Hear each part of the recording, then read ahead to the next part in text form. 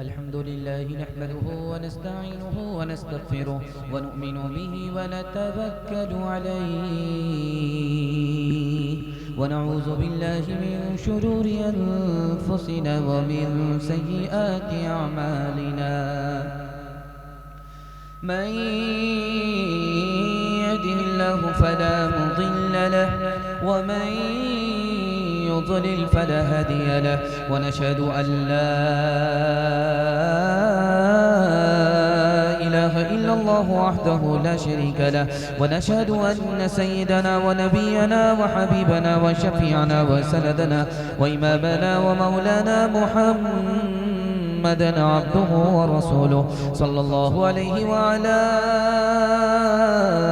آله وصحبه وبارك وسلم تسليما كثيرا كثيرا أما بعد فأعوذ بالله من الشيطان الرجيم بسم الله الرحمن الرحيم وما ربك بظلام للعبيد صدق الله مولانا العظيم وقال النبي صلى الله عليه وسلم اتق دعوة المظلوم أو كما قال عليه الصلاة والسلام سبحان الله وبحمده سبحان الله العظيم وبحمده يستغفر الله صلى الله على سيدنا محمد صلى الله عليه وسلم اللهم صل على سيدنا محمد يا رب صل عليه وسلم ظلمتِ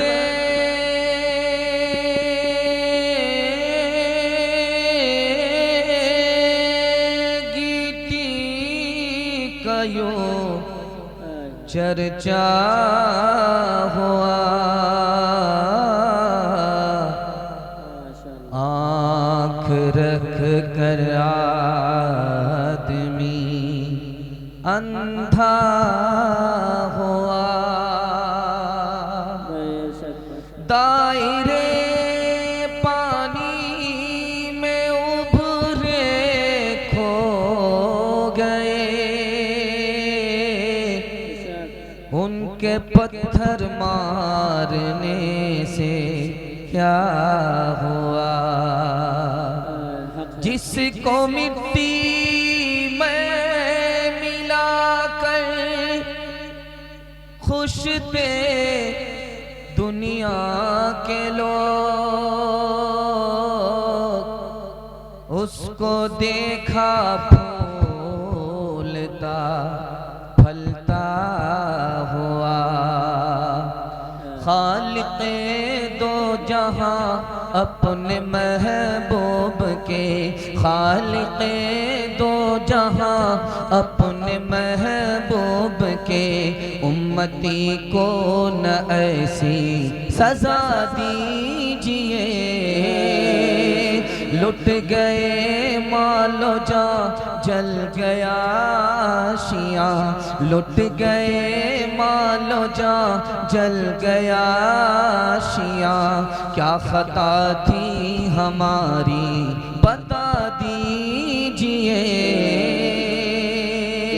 हमने माना बहुत ही गुनहगार हैं कुछ भी हो आप ही के परस्तार हैं जिसने चुन चुन के मारा है या रब हमें जिसने चुन चुन के मारा है या रब हमें बज़्म हस्ती से उसको मिटा दीजिए शहर क्या गाँव क्या मुल्क भर की फजा नारे नमरूद की ज़द में है या खुदा हमको ईमा बरा ही मुसा हो अता उसको गुलजार जन्नत बना दीजिए कितने फिरऔन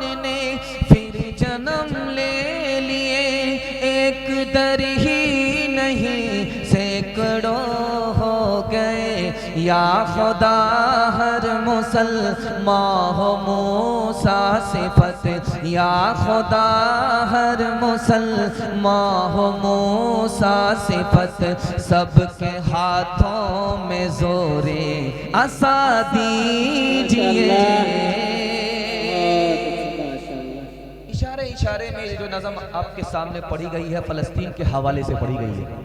इसराइल और फ़लस्तीन को सामने रखिए। 3 सवाल आपकी खिदमत में आ रहे हैं, सुनने के लिए तैयार हैं? दोनों हाथ उठा दीजिए इंशाअल्लाह। सबर नहीं होगा, शिकायत करेंगे, हाथ उठाइए इंशाअल्लाह। खैर, आपके दिमाग को टटोल करके आपकी खिदमत में 3 सवाल आ रहे हैं। 3 आदमी की दुआ रद्द नहीं होती है। वो 3 आदमी कौन हैं जिनकी दुआ रद्द नहीं होती है? मेरा पहला सवाल है। दूसरा सवाल है, लोहे से ज्यादा ताकतवर कौन सी चीज है? लोहा ताकतवर, फौलाद कहा जाता है लोहे को, लेकिन लोहे से ज्यादा ताकतवर कौन सी चीज है? ये मेरा दूसरा सवाल है। तीसरा और आखिरी सवाल है, दुनिया में सबसे बड़ा बेवकूफ कौन है? नौशेरवा बादशाह के हवाले से ये सवाल है कि दुनिया में सबसे बड़ा बेवकूफ कौन है? ये आखिरी सवाल है। सुनने के लिए तैयार हैं? हाथ उठा दीजिए इंशाअल्लाह। दुनिया आगे होगी, आखिरत पीछे होगी, हाथ उठाइए इंशाअल्लाह। अभी बेवकूफों का तस्करा आपने सुना, ध्यान से सुनिएगा, जल्दी से निकल जाएगा। 3 सवाल है, पैगाम आपकी खिदमत में आ रहा है। मेरा पहला सवाल था, 3 आदमी की दुआ रद्द नहीं होती है। आपका जलसा इतना चमक रहा है, दिल खुश हो गया। दिल से दुआ करता हूँ अल्लाह आपकी मुक़द्दर को चमका है। बहुत खूबसूरत जलसा है, सबकी पेशानी चमक रही है। दिल से दुआ निकलती है, अल्लाह सुनने को कबूल फरमाए। मेरा पहला सवाल था, 3 आदमी की दुआ रद्द नहीं होती। पहला आदमी, माँ बाप की दुआ रद्द नहीं होती। इधर हाथ उठाया, उधर दुआ कबूल हो जाती है। माँ बाप की कदर कीजिए, दुआ मिलेगी। दूसरा आदमी जिसकी दुआ रद्द नहीं होती है, मुसाफिर आदमी, घर से बाहर निकल गया, उसके साथ कोई नहीं है सिवाय खुदा के, इधर दुआ करता उधर दुआ कबूल हो जाती है। तीसरा आदमी जिसकी दुआ रद्द नहीं होती है, इधर दुआ करता उधर कबूल हो जाती है, मजलूम जैसे फलस्तीन, उसकी दुआ रद्द नहीं होती। दूसरा सवाल था, लोहे से ज्यादा ताकतवर कौन सी चीज है? आपने देखा होगा लोहार के यहाँ भाती होती है, वो भाती होती है, उसको वो खींचता है तो हवा निकलती है। लोहा उसमें डाल करके रखता है और आग भड़क रही होती है, लोहा डाल देता है, लोहा बिल्कुल सुर्ख हो जाता है, लोहा गल जाता है। कैसे गलता? वो जो भाती की हवा होती है, मरे हुए चमड़े की खाल की भाती होती है, उससे जो हवा निकलती है वो हवा लोहे को गला देती है। जब मजलूम की आह जबान से निकलती है तो जालिम गल जाया करता है। तीसरा और आखिरी सवाल आपकी खिदमत में आ रहा है कि दुनिया का सबसे बड़ा बेवकूफ कौन है? नौशेरवा बादशाह की मजलिस थी, सवाल हुआ कि दुनिया का सबसे बड़ा बेवकूफ जहां मिले पकड़ करके लाओ। एक एक बेवकूफ को लाइन से लगाया जा रहा है। पूछा गया कि ये कौन सा बेवकूफ है? कहा हुजूर ये शायर की तारीफ करता था, फायदा शायर को होता था, इसका कोई फायदा नहीं था। कहा नंबर 1, ये सबसे बड़ा बेवकूफ नहीं। कहा कि दूसरा बेवकूफ, कहा कि ये जिस दरख्त पर बैठा हुआ था उसी को काट रहा था। कहा ये तो बेवकूफ है लेकिन महा बेवकूफ नहीं। जब सारे लोग एक एक बेवकूफ का तारुफ करा करके थक गए, तब बादशाह ने कहा कि दुनिया का सबसे बड़ा बेवकूफ वो बादशाह है जो कुर्सी पर बैठ करके हुकूमत करता है और अपने ही मुल्क के लोगों पर जुल्म ढाता है। लोग तो बर्बाद हो रहे हैं उसके जुल्म की वजह से, ये बर्बाद होगा जालिम होने की वजह से। दुनिया में इससे बड़ा बेवकूफ मिलती है जालिमों को जमाने में कब पना, जमाने में कब पना, जालिम पे हर फलाह की होती है बंदरा, होती है बंदरा। कुरान पढ़ के देख लो, आयात है गवाह, आयात है गवाह। बर्बाद मुल्क हो गए, कौमें हुई तबाह, कौमें हुई तबाह। फिरऔन गर्क हो गया दरियाए नील में, फिरऔन गर्क हो गया दरियाए नील में, शाही खजाना खो गया दरियाए नील में, दरियाए नील में। दुआ कीजिए अल्लाह फ़लस्तीन की मदद फरमाए, फ़लस्तीन की हिफाजत फरमाए और फ़लस्तीन की तरफ से लड़ने वाले को अल्लाह कदम कदम पर कामयाब फरमाए। पहला पैगाम खुदा की अजमत के हवाले से आपकी खिदमत में आ रहा, सुनने के लिए तैयार है? जो उसके साथ हाथ उठाइए इंशाअल्लाह। आज अजान सुनेंगे, कल नमाज पढ़ेंगे, हाथ उठाइए इंशाअल्लाह। आप जल्दी से बेखबर हो जाते हैं कि इम्तिहान नहीं होगा, ये इम्तिहान बराबर जारी रहेगा आपके दिमाग को टटोलने के लिए कि आप यहाँ हैं या ससुराल में। खैर, पहला पैगाम आपकी खिदमत में आ रहा है, 3 मिनट का, जरा ध्यान से सुनिएगा। डिस्क ब्रेक मार करके हमारी तरफ मुतवज्जो हो जाइए। बहुत खूबसूरत सन्नाटा आया है, ये तिलावत की बरकत है और जलसे की बरकत है, सीरत का जलसा है, उसकी बरकत है। अल्लाह आप लोगों को जज़ाए खैर। सहाबी गुजरे, अल्लाह के रसूल को सलाम किया, आपने जवाब दिया। अब उस सहाबी का पांव देर देर से उठ रहा है कि शायद नबी नाराज हैं, इसलिए मेरे सवाल का जवाब नहीं दिया। अल्लाह के रसूल ने फौरन उस सहाबी को बुलाया, कहा देखो तुमने सलाम किया, मैंने जवाब नहीं दिया, बदगुमान मत होना कि मैं तुमसे नाराज हूँ। बात ये थी, सलाम अल्लाह का नाम है, मेरा वजू नहीं था, मैं नहीं चाहता था कि अल्लाह का नाम मेरी जबान से अदा हो, मेरा वजू तक ना हो। सुभान अल्लाह। मस्जिद से अजान की सदा आ रही है, बीवी सामने आ गई। बीवी का नाम आयशा, सबसे चहीती बीवी रज़ी अल्लाह अन्हा। अल्लाह के रसूल ने पूछा, मन अंती, तू कौन है? कहा मैं आयशा। कहा तू कौन आयशा है? कहा अबू बकर की बेटी। कहा कौन अबू बकर की बेटी है? कहा अबू कहाफा की बेटी। कहा कौन अबू कहाफा? डर के मारे। बाद में आकर के पूछा, या रसूल अल्लाह, मैं आपकी बीवी आयशा, आपने मुझे नहीं पहचाना? मेरा बाप अबू बकर, आपने यारे गार अबू बकर को नहीं पहचाना? और अबू कहाफा, मेरे दादा अबू बकर के अब्बा, आपने उनको नहीं पहचाना? या रसूल अल्लाह, आप तो सबकी पहचान से इनकार कर बैठे। अल्लाह के रसूल का जवाब सुनाने के लिए जा रहा हूँ। अल्लाह के रसूल ने कहा, आयशा, जब मस्जिद से सदा लगती है, मैं सिर्फ खुदा को पहचानता हूँ, किसी को नहीं पहचानता। अल्लाह के रसूल ने अबू बकर से पूछा, अबू बकर, इस आदमी को तुमने तमाचा क्यों मारा? तुम तो बड़े समझदार आदमी थे, इसको तमाचा क्यों मारा? कहा या रसूल अल्लाह, इसने खुदा को गरीब कहा और खुद को अमीर कहा, खुदा की शान में इसने गुस्ताखी की, इसलिए तमाचा मारा।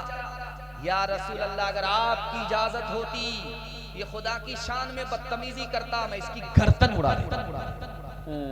आपने लाल किला देखा है, आज भी एक मस्जिद है लाल किला में, उसका नाम है मोती मस्जिद। उसमें औरंगजेब बादशाह नमाज पढ़ते थे, आज भी वो मौजूद है। 1600 ईस्वी की मस्जिद है, आज भी मौजूद है। उस मस्जिद में इमाम साहब मुसल्ले पर, वक्त हो गया, इमाम साहब नमाज नहीं पढ़ा रहे, इंतजार कर। औरंगजेब बादशाह आ गया, कहा इमाम साहब वक्त हो गया, आप किसका इंतजार कर रहे हो? कहा आपका इंतजार कर रहे हो। कहा निकल जाओ मेरी मस्जिद से, जो मेरे लिए नमाज पढ़ाए वो मेरा इमाम हो नहीं सकता, मेरा इमाम वो होगा जो खुदा के लिए नमाज पढ़ाए। अभी आप देख लीजिए, मैं कुर्सी पर बैठा हूँ, इस कुर्सी पर देखिए कि खूबसूरत चादर है जो बिछाई गई है। ये लकड़ी की कुर्सी है, बहुत खूबसूरत कुर्सी है, इस पर जो चादर चमकदार चादर बिछाई गई और ये खूबसूरत हो गई, ये कुर्सी और ज्यादा खूबसूरत। एक दौर था, शाहजहां बादशाह हुकूमत करता था इस हिंदुस्तान में। पहली बार जिस कुर्सी पर वो बैठा, जानते हैं वो कुर्सी किसकी बनी हुई थी? सोने चांदी की कुर्सी थी, उस पर कोहे नूर रखा गया था, मोर था, उसकी आंख में कोहे नूर था। उस जमाने में वो कुर्सी 9.5 करोड़ की बनाई गई थी। उस जमाने की कुर्सी, पहली बार उस बादशाह को शरफ हासिल हुआ, जैसे वो कुर्सी पर बैठा सजदे में चला गया। सजदे से सर उठा करके कहता है, मालिक, लकड़ी की कुर्सी पर फिरौन बैठा, उसने सर उठाया, तकब्बुर किया। मालिक, हीरे जवाहिरात की कुर्सी पर बैठ करके मैं सजदे में चला गया, तेरा शुक्र अदा किया। ये कुर्सी देने वाला तू है, मेरा कोई कमाल नहीं। के है ज़ाते वाहिद इबादत के लायक, ज़बां और दिल की शहादत के लायक कि है रात वाहिद इबादत के लायक, ज़बान और दिल की शहादत के लायक, उसी के है फरमा इताअत के लायक, उसी की है सरकार खिदमत के लायक। लगाओ तो लो से अपनी लगाओ, झुकाओ तो सर उसके आगे झुकाओ, झुकाओ तो सर उसके आगे झुकाओ, लगाओ तो लो से अपनी लगाओ। बड़ा खूबसूरत जलसा तेजी में निकल गया। अल्लाह आपको जज़ाए खैर दे।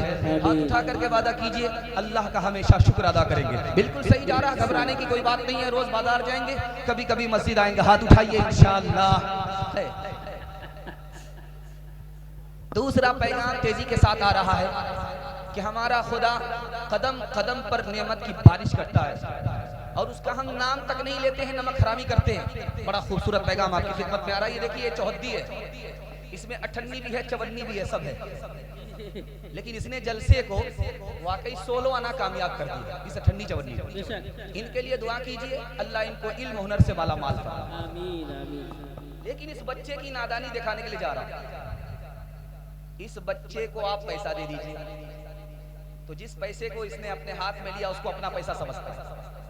जो इसके लिए इसके बाप ने बैंक में जमा करके रखा है उसको ये अपना पैसा नहीं समझता है।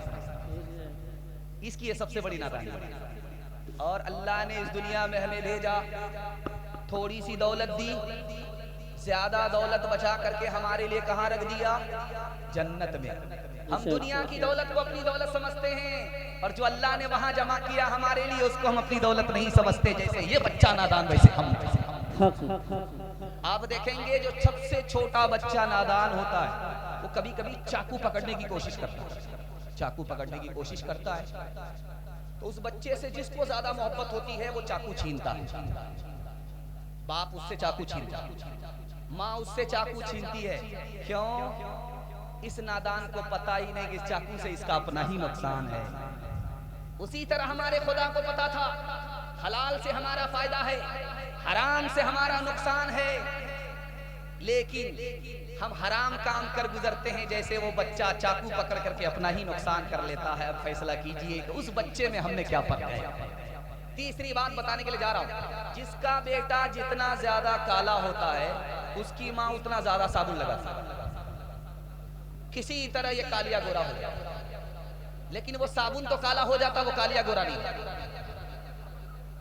लेकिन माँ करती क्या है, उसको रगड़ रगड़ करके नहाती है। वो चिल्लाता रहता है, जो जितना ज्यादा काला उसको उतना रगड़ करके माँ नहाती है। अब वो चिल्लाता रहता है, माँ नहाती रहती है, चिल्लाता रहता है, माँ नहाती रहती है। जानते हैं क्यों? माँ को पता है कि जब तक इसको नहाएंगे नहीं तो इसका मैल कुचैल साफ नहीं होगा। वो रोता रहता है, माँ उसके रोने की कोई परवाह नहीं करती। ठीक अल्लाह मुसीबत आसमान से बंदों पर नाजिल करता रहता है और बंदा रोता रहता है, वो कोई परवाह नहीं करता। उसे पता है कि जब तक इसके ऊपर मुसीबत नहीं आएगी ये रोएगा नहीं, इसके गुनाह का मैल कुचैल साफ। एक सवाल आपकी खिदमत में आएगा और उसके जवाब से इंशाअल्लाह आपको मुतमईन रहना है, अल्लाह पर उंगली नहीं उठानी। आज फलस्तीन पर एयर स्ट्राइक हो रही है, लाखों बच्चे शहीद हो गए, लाखों बच्चे शहीद हो गए। दुनिया का सवाल हो रहा है, यार इन बच्चों का क्या कसूर था? ये बच्चे बेमौत मारे गए, शहीद हो गए, इन बच्चों का क्या कसूर था? जानते हैं इस सवाल को हल किसने किया? हज़रत नानूतवी ने। दुआ कीजिए अल्लाह उनकी कब्र को नूर से भर दे। उनसे सवाल पूछा कि हुजूर ये बच्चे मरते हैं, इनका क्या कसूर होता है? तो इसका जवाब दिया कि अल्लाह के यहाँ एक कोटा है, बगैर हिसाब किताब के वो कोटे में लोग जन्नत में दाखिल होंगे। वो कोटा बच्चों का है। जब बच्चे दुनिया में इंतकाल कर जाते हैं बचपन में तो उस कोटे में पहुंच जाते हैं जो अल्लाह ने बेहिसाब जन्नत में दाखिल करने का कोटा बनाया। अब बच्चे की शहादत होती है, बच्चे की मौत होती है, माँ बाप सब्र करते हैं। बच्चे को अल्लाह ने अपने फजल से जन्नत में दाखिल कर दिया। माँ बाप को बच्चे की मुसीबत पर सब्र करने की वजह से अल्लाह ने जन्नत में दाखिल कर दिया। इस पर भी जुल्म नहीं किया, उस पर भी जुल्म किया। आखिरी सवाल, एक तजर्बे की बात देखेंगे आप। पिंजड़े में तोता रहता है, कौवा नहीं रहता। दिखाइए यहाँ से लेकर के पंजाब तक, कौवा किसी पिंजड़े में रख करके पोसा जाता है? नहीं। कौवे की आवाज अच्छी नहीं होती, तोते की आवाज अच्छी होती है, बुलबुल की आवाज अच्छी होती है। उसको बेटे से ज्यादा लोग अजीज रखते हैं, पिंजड़े में रखते हैं। लेकिन उस बुलबुल से पूछिए, उस तोता से पूछिए जो पिंजड़े में रोता है, वो घर वाले को अपना दुश्मन समझ रहा है, लेकिन घर वाले को पता है कि हम तो इसको अपने बेटे से भी ज्यादा अजीज रखते हैं। वो बुलबुल क्यों रो रही है, वो तोता क्यों रो रहा है? वो माँ बाप से दूर है, वतन से दूर है, रोता है। घर वाले को अच्छा लगता है जब खुदा का बंदा मुसीबत में होता है, रोता है, तो अल्लाह को अच्छा लगता है। अपने मरकज से न चल मुँह फेर कर बहरे खुदा, भूलता है कोई अपनी इंतहा और इब्तिदा। याद है वो दौर भी तुझको के जब तो खाक था, किसने अपनी सांस से तुझको मुनव्वर कर दिया। कब तक आखिर अपने रब की नेमतें झुटलाएगा, कब तक आखिर अपने रब की नेमतें झुटलाएगा। फूल में खुशबू भरी जंगल की बोटी में दवा, बहर से मोती निकाले साफ रोशन खुशनुमा। आग से शोला निकाला अब्र से आबे सफा, किससे हो सकता है उसकी बख्शिशों का हक अदा। कब तक आखिर अपने रब की नेमतें झुटलाएगा। हाथ उठाइए राहत में अपने खुदा को, हाथ उठाइए इंशाअल्लाह। मुसीबत में अपने ससुर को हाथ उठाइए इंशाअल्लाह। खैर माशाअल्लाह, बेचारा बार बार ज़बह होने के लिए तो ससुर है ही। दो चार दामाद अगर मुसल्लत हो गए तो उसकी जन्नत जहन्नम बन जाए। अल्लाह रहम फरमाए। तीसरा पैगाम आपकी खिदमत में तेजी के साथ आ रहा है, बहुत मोहब्बत से सुन रहे हैं, इसलिए ज़बान की रफ्तार बता रही है कि आप अभी थके नहीं हैं, बिल्कुल ताज़ा दम है। अल्लाह आपके ज़मीर को जिंदा फरमाए, दुआ करता हूँ। सीरत के हवाले से पैगाम आ रहा है, सुनने के लिए तैयार है? जोश के साथ हाथ उठाइए इंशाअल्लाह। अबू बकर हिजरत का सफर है, कभी आगे चल रहे हैं, कभी पीछे चल रहे हैं। अल्लाह के रसूल ने रोक करके पूछा, अबू बकर कभी आगे चलते हो मेरे आगे, कभी मेरे पीछे चलते हो? बात का या रसूल अल्लाह, जब डाउट होता है कि दुश्मन आगे है, नबी के ऊपर निशाना साध रहा है, तो आगे आ जाता। जब खतरा होता है कि दुश्मन पीछे है, नबी की पीठ का निशाना ले रहा है, तो पीछे आ जाता हूँ, ताकि सीना अबू बकर का हो, पीठ अबू बकर की हो, नबी की जान बचे। का अबू बकर खुद को मुसीबत में डाल करके मुझको बचाना चाहते हैं? अबू बकर का जवाब सुनिए, अल्लाह ऐसा आशिक हम सबको भी बनाए। कहा या रसूल अल्लाह, अगर अबू बकर को कुछ होगा, अकेला अबू बकर का नुकसान होगा, खुदा न खास्ता आपको कुछ हो गया, पूरी मिल्लत का नुकसान। अल्लाह के रसूल दावत में आए, जब वापिस जाने लगे तो हजरत उस्मान, नबी आगे जा रहे हैं, हजरत उस्मान कदम को गिन रहे, 1 2 3 4 5 2 400 3 400 गिन रहे हैं, डायरी में नोट कर। अल्लाह के रसूल ने पलट करके कहा कि उस्मान, मैं आगे आगे कदम बढ़ाता हूँ, तुम मेरे कदम को क्यों गिनते हो? कहा या रसूल अल्लाह, इस कायनात में इस कदम से बढ़कर के कोई कदम जमीन पर पड़ा ही नहीं। आपके कदम को इसलिए गिन रहा हूँ कि आपकी मोहब्बत में, आपकी ताजीम में हर कदम के बदले एक गुलाम आजाद किया। अबू बकर ने अली से पूछा, अली ये बताओ, तुम मेरे बराबर में क्यों नहीं चलते? मेरे आगे क्यों नहीं चलते हो? मेरे पीछे क्यों चलते? तुम मेरे दोस्त हो, तुम भी सहाबी हो, मैं भी सहाबी हूं, लेकिन मेरे आगे क्यों नहीं चलते? मेरे बराबर में क्यों नहीं चलते? मेरे पीछे क्यों चलते हो? हजरत अली ने कहा कि जिस अबू बकर को अल्लाह के रसूल अपना इमाम बना दे, खुद अबू बकर के पीछे नमाज पढ़े, जिसको नबी आगे करे उसको अली क्या पीछे कर सकता है, इसलिए पीछे चला। रिसालत की राहों में मासूम साथी मोहम्मद का अरमान सिद्दीक़ अकबर, मोहम्मद तो सुल्तान है अंबिया के, सहाबा के सुल्तान सिद्दीक़ अकबर, सबसे है बरतर नबी से है कमतर, नारे तकबीर अल्लाहु अकबर, नारे तकबीर अल्लाहु अकबर, नारे तकबीर अल्लाहु अकबर। रसूलुल्लाह को दुनिया ने माना, ज़बानों पे है अब तक फसाना, नहीं इस्लाम से खाली ज़माना, सुनो अकबर का ये कौमी तराना, शाफ़े मैशे तो आलम के सरवर, नारे तकबीर अल्लाहु अकबर, नारे तकबीर अल्लाहु अकबर, नारे तकबीर अल्लाहु अकबर। सब काम पहले होगा, हज उम्रा बाद में करेंगे। हाथ उठाइए, बिल्कुल सही जा रहा है। खैर, 2-4 आदमी बाईपास अब भी जा रहे हैं, उनका जनाजा ही पढ़ेंगे, नोट कर रहे हैं। चौथा पैगाम आपकी खिदमत में सीरत के हवाले से आ रहा है। अल्लाह हमारे सुनाने को, आपके सुनने को बेहद कबूल फरमाए। आमीन। बूढ़ा आदमी बच्चे के लिए खड़ा होता है, जैसे ही वो बच्चा आता है बूढ़ा आदमी खड़ा हो जाता है, अदब में खड़ा होता है। वो बूढ़ा कोई मामूली आदमी नहीं है, वो मक्के का सरदार है। उस सरदार का नाम अब्दुल मुत्तलिब है। जैसे ही उसकी मजलिस में बच्चा आता है वो झट से खड़ा होता है। पूछने वाले ने पूछा कि ये बच्चा है, आप सरदार हैं, आप सरदार होकर के इस बच्चे के लिए खड़े हो जाते हैं?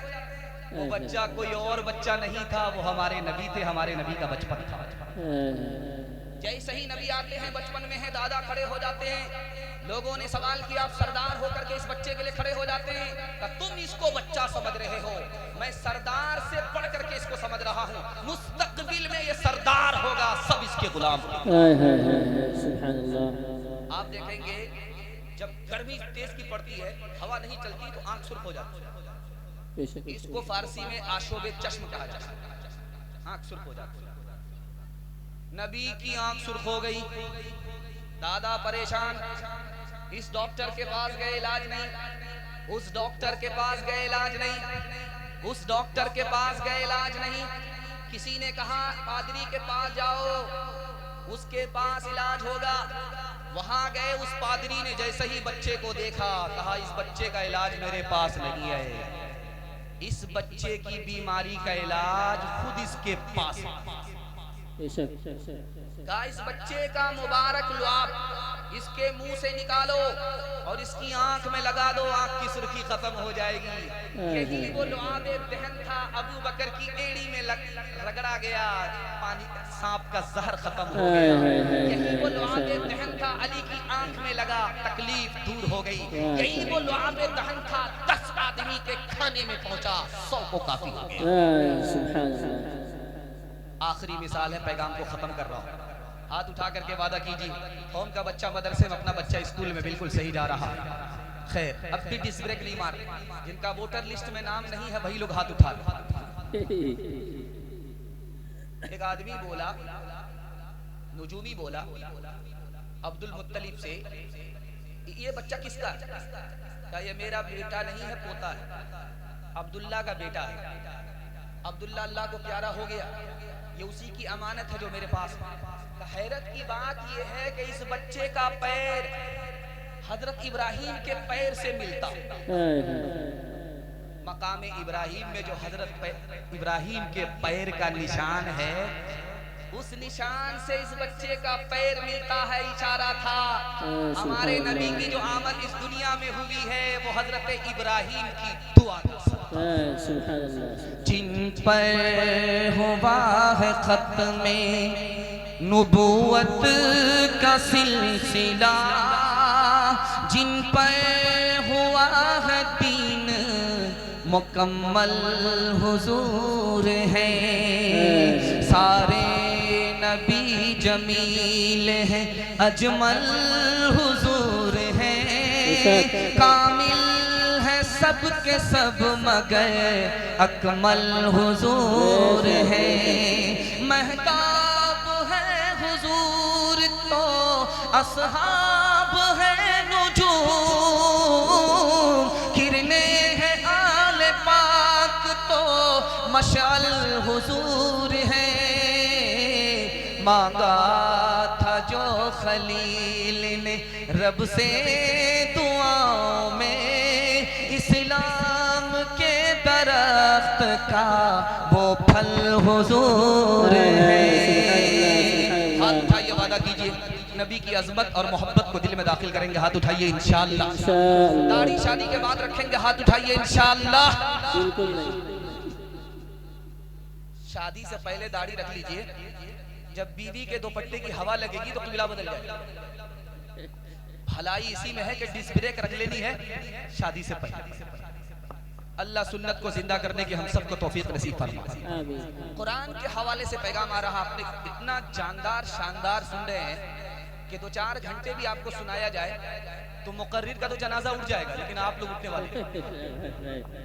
खैर, अल्लाह आपके सुनने को, हमारे सुनाने को बेहद कबूल फरमाए। ध्यान से सुनिएगा, जल्दी से निकल जाए। स्कूल से बच्चा पढ़ करके निकला, हजरत थानवी ने पकड़ लिया, कहा बेटा पहले सवाल का जवाब दो, उसके बाद घर जाना। ये बताओ अरबी अच्छी है या इंग्लिश अच्छी है? उस बच्चे का जवाब सुनिए। वो बच्चा घर में कुरान पढ़ता था और अंग्रेजी स्कूल में जाकर के पढ़ता था। उसने कहा कि हुजूर इंग्लिश से ज्यादा अच्छी अरबी है। कहा बेटा ये तो तुम कह रहे हो, लेकिन इसको साबित करना पड़ेगा। अंग्रेजी से अरबी अच्छी है, इसको साबित करना होगा। कहा हुजूर इसमें साबित करने की बात क्या है? आखिरी किताब अल्लाह का कुरान अरबी में नाजिल हुआ है, अंग्रेजी में नाजिल नहीं हुआ। एक बच्चा महशर में खड़ा हो गया। कुरान की तफसीर में लिखा है माँ बाप के खिलाफ मुकदमा करेगा और फिर मुतालबा करेगा कि इसने मुझको जन्नत से महरूम किया, कुरान से महरूम किया, तुम इसको जन्नत से महरूम कर दो। ये बहता रहेगा, छोड़ दो। अब देखिए कि आपने अपने बच्चे को कुरान सिखाया नहीं, स्कूल में दाखिल कर दिया, कुरान की तफसीर में ये लिखा हुआ है, यही बच्चा कल आपका दुश्मन हो जाए। ये आपके खिलाफ खुदा से मुकदमा करेगा, खुदा से मुकदमा लड़ेगा और मुतालबा करेगा कि मेरे माँ बाप ने मुझको कुरान से महरूम किया, तू इसको अपनी जन्नत से महरूम। आपका बच्चा मास्टर भी बन जाएगा, हाफिज भी बन जाएगा। तरीका मैं बता रहा हूँ, सुनने के लिए तैयार है? हाथ उठा दीजिए इंशाअल्लाह। अमल करेंगे मरने के बाद, हाथ उठाइए इंशाअल्लाह। 5 साल आप अपने बच्चे को स्कूल में पढ़ाइए। 5 साल जब वो स्कूल में पढ़ ले तो इसको स्कूल से निकाल करके 3 साल के लिए मदरसे में दाखिल कर दीजिए। 3 साल में आपका बच्चा हाफिज कुरान हो जाए। जानते हैं क्या होगा? उसका दिमाग इतना तेज होगा जैसे पत्थर पर चाकू तेज होता है। अब जो वो 3 साल का गैप हुआ, आप उसको ट्यूशन कराइए। ट्यूशन में वो सब बच्चे को पीछे छोड़ देगा, सबसे आगे निकल जाएगा। रुड़की आपने यही देखा सुना है, उत्तर प्रदेश में रुड़की का बच्चा हाफिज कुरान पूरे हिंदुस्तान के बच्चे को पीछे छोड़ दिया, सबसे आगे निकल गया। क्यों? जिसके लिए कुरान आसान, उसके लिए दुनिया की कोई किताब मुश्किल हो नहीं। ये जो देख रहे हैं लाइट, ये रोशनी, ये माइक, ये काम कर रहा है जनरेटर की सप्लाई है या पावर हाउस से सप्लाई? अगर पावर हाउस से सप्लाई बंद हो जाएगी, माइक भी काम करना छोड़ देगा, ये लाइट भी काम करना छोड़ देगा।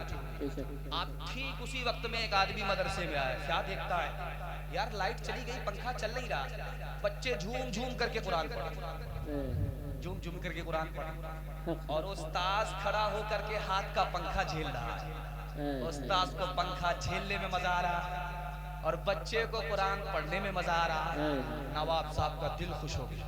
उसने 10,000 सोने के सिक्के निकाल करके उस्ताद की खिदमत में रख दिया। मुबारक हो, कबूल कर लीजिए। उस्ताद एक नंबर का दुनियादार।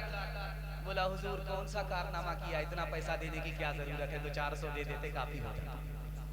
तो कहा निकल जाओ मेरे मदरसे से, कल कल कल नजर मत आना, तुम तो एक नंबर के दुनियादार हो। 10,000 को कुरान के मुकाबले में बहुत बड़ी दौलत समझते हो।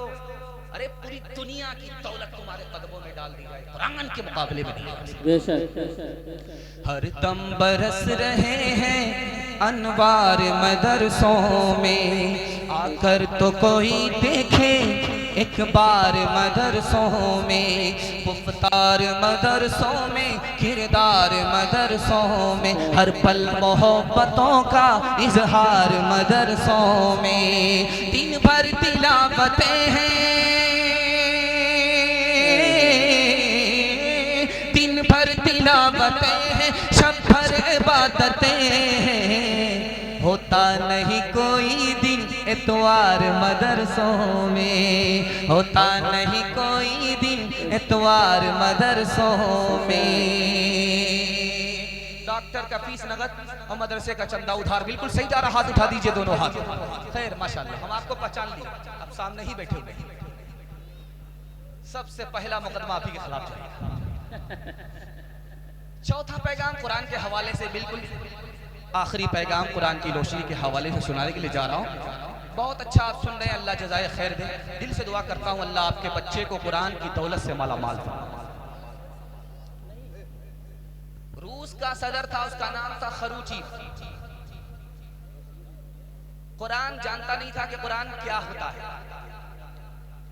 कारी अब्दुल बासित की तिलावत हो रही है, वो रोने लगा। प्रेस वाले ने पूछा अरे कुरान सुन रहे हो, रो रहे हो? क्या यार समझ में तो कुछ नहीं आ रहा, लेकिन खुद ब खुद दिल पिघलता जा रहा है मोमबत्ती की तरह, समझ में। सुभान अल्लाह। अताउल्लाह शाह बुखारी फ्रीडम फाइटर थे, दुआ कीजिए अल्लाह उनके दर्जात को बुलंद फरमाए। आमीन। जेल में बंद कर दिया गया, रामपुर की जेल है बगल में। आजम खान ने जहां जौहर यूनिवर्सिटी बनाई, उस रामपुर की जेल में है।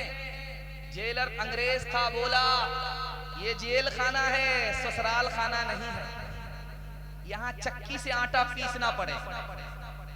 क्या था, वजू करके बैठ गए, सूरह यासीन की तिलावत शुरू कर दी, चक्की से आटा पीसना शुरू किया, हाथ जोड़ करके जेलर खड़ा हो गया। बस करो, आगे मत पढ़ो, आगे 2 आयत पढ़ोगे मेरा कलेजा फट जाएगा। आज भी कसौटी है कि हमारा दिल जिंदा है या मुर्दा है। एक ही चीज बताई गया, एक्सरे मशीन के पास जब आदमी जाता है तो पूरा बायोडाटा सामने आ जाता है। आज कैसे पता चलेगा कि मेरा दिल जिंदा है या मुर्दा है? खुदा से हमारा ताल्लुक है, दुआ हमारी कबूल होती है। ये कसौटी एक ही है, ये मशीन एक ही है, वो कुरान है। अगर इस दिल के अंदर कुरान है तो ये दिल जिंदा है। कुरान पर अगर अमल है तो दुआ कबूल है। कुरान से अगर ताल्लुक है तो खुदा से ताल्लुक है। अगर कुरान दिल के अंदर नहीं, कुरान पर अमल नहीं, कुरान से ताल्लुक नहीं, तो दुआ कबूल नहीं। ये दिल मुर्दा है, जिंदा नहीं है, और खुदा से कोई ताल्लुक। एक आदमी का बेटा बीमार हुआ, बहुत बड़ा कंजर था, कंजूस, मक्खी चूस, बहुत बड़ा कंजर था। फूटी कौड़ी किसी को देता नहीं, लेकिन हर वक्त अपनी तारीफ सुनता रहता। कुर्सी पर बैठा, सवाल कर दिया कि मेरी हथेली में बाल क्यों नहीं? एक चमचा खड़ा हो, बोला हुजूर इसका जवाब मेरे पास, आपका देते देते घिस गया, इसलिए बाल। समझ गया कि ये चम्मच ही नहीं है, बहुत बड़ा चमचा है, तो मक्खन मार रहा है।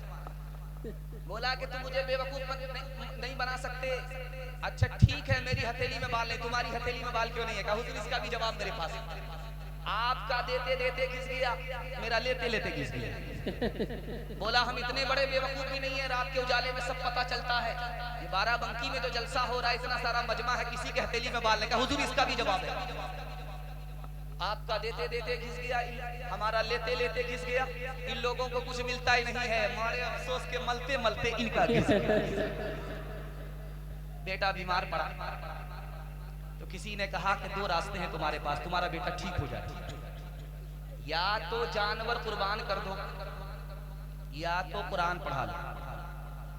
कुर्बानी से तुम्हारा बेटा ठीक हो जाएगा, कुरान से तुम्हारा बेटा ठीक हो जाएगा। तो बोलता है कि यार बकरी तो बाहर चली गई, उसको आने में लेट है, जल्दी से कुरान खानी ही कर दो। तो लोगों ने कहा कि कुरान तो तुम्हारी जबान पर है, माल तुम्हारे दिल के अंदर उतर गया है। जिसको दिल के अंदर होना चाहिए वो तो जबान पर है, जिसको जबान पर होना चाहिए वो दिल के अंदर चला गया। शुक्र है राह तरक्की में अगर बढ़ते हो, ये तो बतलाओ कि कुरान कभी पढ़ते हो, ये तो बतलाओ। वो ज़माने में मुअज़्ज़ज़ थे मुसलमान के, वो ज़माने में मुअज़्ज़ज़ थे मुसलमान के, और हम खार हुए तारीके कुरान के, और हम खार। हाथ उठाइए, कुरान पढ़ेंगे जिंदगी भर के लिए। हाथ उठाइए, बिल्कुल सही जा रहा है। अखबार रोज कुरान कभी कभी। हाथ उठाइए इंशाअल्लाह। यहाँ आपने डिस्क ब्रेक मार करके साबित कर दिया है, दिल खुश कर दिया है कि आप लोग जगह पर हैं, जगह से आप लोग कहीं और नहीं गए। अल्लाह जज़ाए खैर दे, आपके ज़मीर को अल्लाह जिंदा फरमाए, अल्लाह सीरत और सूरत का आपको मालिक बनाए। दुनिया और आखिरत के हवाले से आधा जलसा निकल चुका है, आधा जलसा बाकी है। आप मोहब्बत में ऐसा सुन रहे हैं, महसूस ही नहीं हो रहा कि आधा जलसा निकल गया। हाथी पास हो गया है, सिर्फ दुम फंसी हुई है। एक झटके में इंशाअल्लाह वो भी पास हो जाए। बहुत खूबसूरत जलसा, अल्लाह जज़ाए खैर। हारून रशीद का दरबार है। एक आदमी के फांसी का ऐलान हुआ, इसको फांसी पर चढ़ा दो। वो रोने लगा। बादशाह ने कहा, मौत से डरते हो? उस फांसी पर चढ़ने वाले मुजाहिद ने कहा, मौत से नहीं डरता हूं। मौत तो आज भी आनी है, कल भी आनी है। मौत से नहीं डरता, बल्कि रो रहा हूं इसलिए कि मैं तो दुनिया छोड़ रहा हूं, लेकिन बादशाह नाराज है। काश कि मैं दुनिया इस हाल में छोड़ता कि आका मेरा नाराज नहीं होता। जिस दिन ये एहसास हमारे दिल में आ जाए कि दुनिया को हम छोड़ करके जाए, खुदा हमसे नाराज ना हो, उसी दिन आखिरत समझ। एक आदमी जलसा सुनने के लिए बाराबंकी आ रहा, चौराहे पर उसने पूछा, यार जलसा किधर है, आबादी किधर है? बोला कि सीधा चले जाओ, दायां बायां मुड़ने की जरूरत नहीं है, लेफ्ट राइट करने की जरूरत नहीं है, सीधा स्ट्रेट चले जाओ। वो सीधा कब्रिस्तान पहुंच गया। सर पकड़ करके बैठ गया, यार कैसा बेवकूफ आदमी है, जिंदा आदमी को कब्रिस्तान भेज रहा। उसने पलट करके कहा, करे तुम कैसा बेवकूफ आदमी हो, हमने जलसा की बस्ती मालूम किया था, तुम हमको कब्रिस्तान भेज रहे हो। कह रहे आबादी बस्ती तो कब्रिस्तान ही है, हमने सबको यहाँ आते हुए देखा है, लेकिन यहाँ से किसी को कहीं जाते हुए नहीं देखा है। आबादी तो इसका नाम है, बस्ती तो इसका नाम है। अल्लाह के रसूल ने मारे जोश में किसी को 100 रुपए दिए, किसी को 50 रुपए दिए, किसी को 10 रुपए दिया। अभी फैसल रशीदी साहब जब 100 का नोट आता था तो दोनों हाथ से पकड़ते थे, जब 10 का नोट आता था तो यूं रखते थे। समझ में आ गया कि इनको आम मिली का फर्क मालूम है। अल्लाह के रसूल देते गए, किसी को 100 रुपए, किसी को 50 रुपए, किसी को 500 रुपए देते चले गए। लोगों को समझ में नहीं आया कि क्यों मिला। उसके बाद अल्लाह के रसूल ने लाइन से लगा दिया सब, जिनको मैंने पैसा दिया है, जिसने मेरा इनाम लिया है, लाइन से लग जाओ। चप्पल उतार करके, जूता उतार करके तपती हुई रेत पर खड़े हो गए। अब एक एक करके तपती हुई रेत पर सब लोग खड़े हो गए। पाँव भी जल रहा है, दिमाग भी खोल रहा है। और अल्लाह के रसूल ने पूछा, वो जो पैसा दिया था कहाँ खर्च किया, कहाँ कहाँ खर्च किया? जल्दी से हिसाब दे दो तो अच्छा है, पैर भी नहीं जलेगा, दिमाग भी नहीं खोलेगा, वरना यही झन बुन करके राख हो जाएगा। अब पैर अलग जल रहा है, दिमाग अलग खोल रहा है, हिसाब याद ही नहीं। सिर्फ एक आदमी को हिसाब याद रहा, वो हजरत अली थे। फटाफट हिसाब देना शुरू किया, उसको सिर्फ 1 ही रुपया मिला था। फटाफट हिसाब दे दिया। अल्लाह के रसूल ने कहा, लोगों माल माल करते हो, जिसके पास जितना ज्यादा माल होगा हिसाब उतना मुश्किल होगा, जिसके पास माल जितना कम होगा हिसाब उतना। सुलेमान अलैहिस्सलाम से एक चूंटी टकरा गई। बताइए कहाँ राजा भोज, कहाँ गंगवा तेली, लेकिन चूटी भारी पड़ गई सुलेमान अलैहिस्सलाम को। उस चूटी के नाम से कुरान में एक सूरत भी है, सूरह नमल। चूटी ने सवाल किया सुलेमान अलैहिस्सलाम से, बताइए कि हवा आपके ताबे क्यों है, आपकी मुट्ठी में हवा क्यों है? सुलेमान अलैहिस्सलाम का माथा चकरा। उस चूटी ने कहा कि हवा इसलिए आपके ताबे है कि ये दुनिया हवा की तरह है, जो दुनिया पर भरोसा करेगा वो हवा पर भरोसा करने वाला होगा, पर नसीब होगा खुश नसीब नहीं। एक आदमी बहुत बड़ा दुनियादार था, हर वक्त रात भर 99 की बीमारी में पड़ा रहता, यार इधर से पैसा आ जाए उधर से पैसा आ जाए, नाती के लिए ये करके जाए, पोता के लिए ये करके आ जाए, रात भर यही करता रहता था। कभी अपने लिए नहीं सोचता था कि बूढ़े हो गए हैं, कब्र में पैर लटक गया है, दाढ़ी पक गई है, मुंह में दांत नहीं, पेट में आंत नहीं, अपने लिए क्या हो कभी नहीं सोचता। गुरु नानक आए, सुई दे दिया, जिससे कपड़ा सीते हैं वो सुई दे दिया कि इसको रखो, हम तुमसे मरने के बाद लेंगे। वो सोचा कि कफन में तो जेब होती नहीं, ये सुई कहाँ से? जब इतना समेट समेट करके जो रखे हुए हो, इसको कहाँ लेकर के जाओ?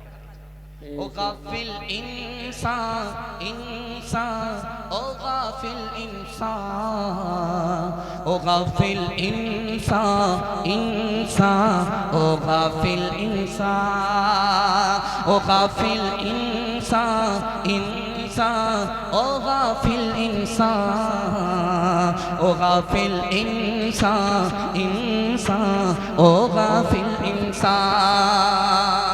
आँखों से तूने अपनी कितने जनाजे देखे, हाथों से तूने अपने दफनाए कितने मुर्दे, अंजाम से तू अपने, अंजाम से तू अपने क्यों इतना बेखबर है? ओ गाफिल इंसान इंसान, ओ गाफिल इंसान, ओ गाफिल इंसान इंसान, ओ गाफिल इंसान। मखमल पे सोने वाले मिट्टी में सो रहे हैं, शाहों कदा वहाँ पर एक साथ सो रहे हैं, दोनों हुए बराबर, दोनों हुए बराबर, ये मौत का असर है। ओ गाफिल इंसान इंसान, ओ गाफिल इंसान। 1 साल में 10 साल के बराबर आपको तरक्की होगी। सिर्फ 2 काम करना है, हलाल कमाना है, हिसाब से खर्च करना है। हाथ उठाइए इंशाअल्लाह। वलीमा दूसरे को देखकर दिखा करके करेंगे, हाथ उठाइए इंशाअल्लाह। बाईपास जा रहे हैं हम लोग, सीधा रांची पहुंचेंगे, लखनऊ में हम लोग का गुजारा नहीं होने वाला है। ध्यान से सुनिएगा, जल्दी से निकल जाएगा। ये मद्रास है, यहाँ पर निकाह हो रहा, निकाह हो रहा था, उसमें काजी साहब रजिस्टर लेकर के लड़की का लड़के का नाम लिख लिया, और उसके बाद जब खाना पूरी हो गई तो बेजबान से कहा 3 लाख रुपया पहले काजियाना जमा करो, उसके बाद तुम्हारी बेटी का निकाह करो। बोला कितना बेशरम काजी हो, तुमको शर्म नहीं आती? 3 लाख का मुतालबा कर रहे हो? कहा तुम तो हमसे बड़े बेशरम हो, 30 लाख रुपए शादी में बहा रहे हो। जब तुम बेशरम हो, तुमको अपनी बेशर्मी का एहसास नहीं, तो मैं 3 लाख क्यों छोड़ूं?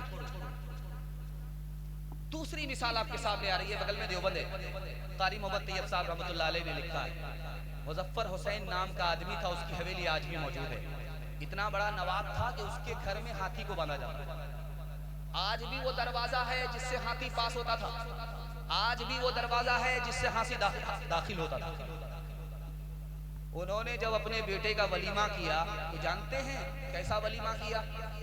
देवबंद के अलावा 1000 गांव को वलीमा खाने की दावत दी।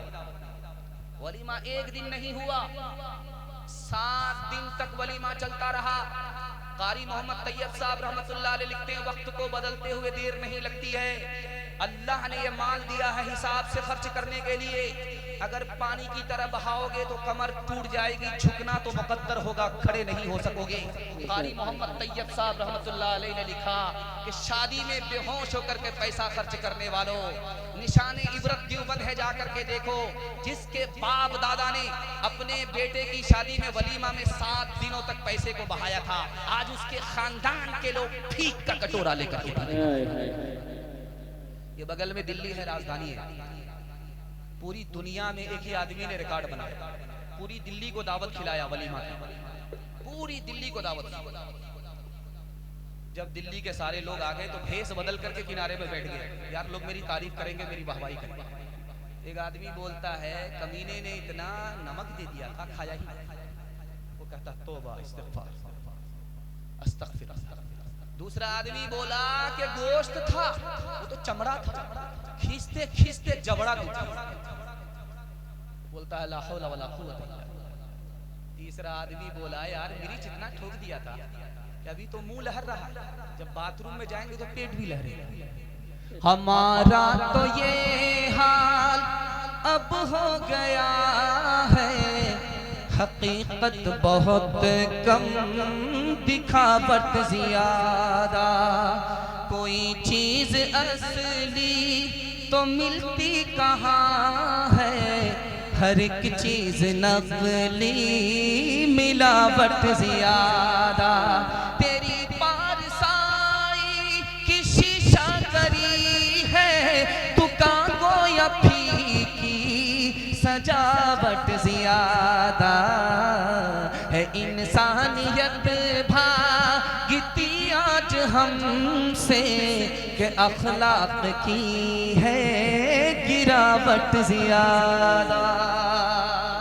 हाथ जोड़ करके मैं आपसे कहता हूँ, आप अगर अक्लमंद बनना चाह रहे हैं तो एक ही रास्ता है, हलाल कमाइए, हिसाब से खर्च कीजिए। 1 साल में अल्लाह आपको गनी बना देगा, गरीब नहीं रखेगा। दुनिया पीछे होगी, इस दुनिया को पीछे नहीं कर सकती। अमल करेंगे इंशाअल्लाह। हाथ उठाइए। बेटा की शादी फ्री में नहीं होगी, हाथ उठाइए इंशाअल्लाह। एक एक लाइन से ये बेटे तैयार हैं बाजार में बिकने के लिए। खैर अल्लाह जज़ाए खैर दे, इनकी उम्र में अल्लाह बरकत दे, इनको इल्म और हुनर से माला माल। ये देखिए तजर्बे की बात है। मेरी दाढ़ी इस वक्त कच्ची है, पक्की नहीं है, तजर्बे की उम्र मेरी नहीं है, लेकिन किताबों में लिखा हुआ है, उसको नकल कर। ये छोटे छोटे बच्चे को जो आप अच्छा खाना खिला रहे हैं, ये भूल जाएगा, आपका एहसान याद नहीं। 5 स्टार होटल में खिलाइए, बेहतरीन ढाबा में खिलाइए, कुछ भी खिलाइए, ये आपका एहसान याद नहीं रखेगा। कितना ही अच्छा मोल से कपड़ा खरीद करके पहनाइए, ये बच्चा आपके एहसान को भूल जाएगा, याद नहीं आएगा। कितनी ही बड़ी बिल्डिंग आप बना लीजिए, ये बच्चा आपके एहसान को भूल जाएगा, याद नहीं आएगा। लेकिन किताबों में लिखा, एक काम कर दीजिए, जिंदगी भर ये बच्चे आपके एहसान को याद रखें। आप जाहिल हैं, कोई फर्क नहीं पड़ता, अपनी औकात को तौ पे लगा करके इनको पढ़ा लिखा दीजिए, जिंदगी भर एहसान याद। एक मिसाल है, पैगाम को खत्म कर रहा हूँ, ध्यान से इसको सुनिए। एक बादशाह गुजरा है, उनका नाम है उमर बिन अब्दुल अजीज। दुआ कीजिए अल्लाह उनके दर्जात को बुलंद करे। उस बादशाह को कितने बेटे थे? 11 बेटे। और हमारा हाल क्या है? हम 2 हमारे 2, अगला बच्चा भी नहीं, एक के बाद कभी नहीं, कम संतान सुखी किसान। वहां बादशाह है, 11 बेटे। जब वो बादशाह दुनिया छोड़ करके जाने लगा तो अपने बेटों के लिए कितना पैसा छोड़ा? 17 रुपये। 17। किसी ने पूछने वाले ने कहा कि ये 11 बेटे, ये 17 रुपया हाथी के मुंह में जीरा, कुछ होने वाला नहीं। कहा मैंने अपने बच्चे को सबसे ज्यादा इल्म दिया है, खुदा के हवाले किया है, ये गरीब नहीं रहेंगे। एक बादशाह है, उसका नाम है अब्दुल मलिक इब्ने मरवान। उसके कितने बेटे? 10 बेटे। तमाम बेटे को बुला करके कहा मैं जा रहा हूं, तुमको घबराना नहीं, इतना माल छोड़ करके जा रहा हूं, बैठ करके खाओगे, 17 नस्ल तरोगे। बादशाह का इंतकाल हो गया।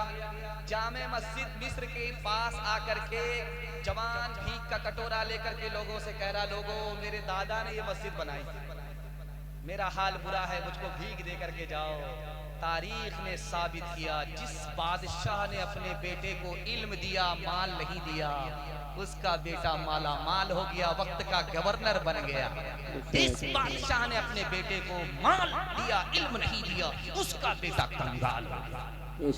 खुदा है मेहरबान, बोलो बोलो है मेहरबान, बोलो ऐ अहल वतन, जान वतन बन के दिखा दो, इस खाक के जर्रे को भी इंसान बना दो। इंसान वो है इल्म की हो जिसमें तजल्ली, हैवान को कभी इल्म मिला हो तो बता दो। कांटों को जिहालत के अलग काट के फेंको, तुम इल्म से फूलों से नया बाग खिला दो। है मुल्क में तफरीक जिहालत के सबब से, तुम इल्म की कुव्वत से ये झगड़ा ही मिटा दो। बे इल्म का जीना भी है एक किस्म का मरना, जैसे तने बेरू, जैसे तने बेरू, चला दो के दबा दो। खुदा है मेहरबान, बोलो बोलो है मेहरबान, बोलो। बेटे को झूले पर, बेटी को चूल्हे पर बिठाएंगे, हाथ उठा दीजिए इंशाअल्लाह। खैर माशाअल्लाह, पूरा डिस्क ब्रेक मारा है आपने, और ऐसा डिस्क ब्रेक मारा है कि चक्का वहीं पर गड़ गया है, 1 इंच भी आगे नहीं बढ़ा है। अल्लाह जज़ाए खैर दे, आपके बच्चों को इल्म और हुनर से अल्लाह माला माल फरमाए। जवानों के हवाले से आखिरी पैगाम सुना रहा हूँ, पैगाम को खत्म कर रहा हूँ। हाथ उठा दीजिए हमारे जवान लोग, बूढ़े लोग गलती से हाथ मत उठाइए, आप लोग दोबारा जवान होने वाले, सीधा जन्नत में जाकर के जवान।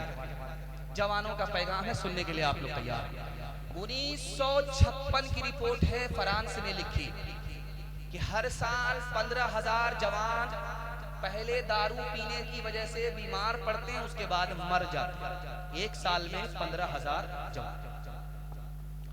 1977 ईस्वी की रिपोर्ट अमेरिका की है, हॉस्पिटल में 3 करोड़ 19 लाख लोग बीमार हुए, उसमें जो सबसे ज्यादा बीमार थे दारू पीने की वजह से। आंख से पट्टी हटा रहा हूं और आपको अपना मुस्तकबिल दिखा रहा हूं, ध्यान से सुनिएगा। रिपोर्ट के मुताबिक साल में इसी हिंदुस्तान में 2000 नौजवान खुदकुशी करते हैं। इस हिंदुस्तान में 2000 नौजवान ट्रेन की पटरी में कट जाते हैं, फांसी के फंदे से लटक करके मर जाते हैं, जहर खा करके मर जाते। जानते हैं क्यों? जुआ में हारने की वजह से।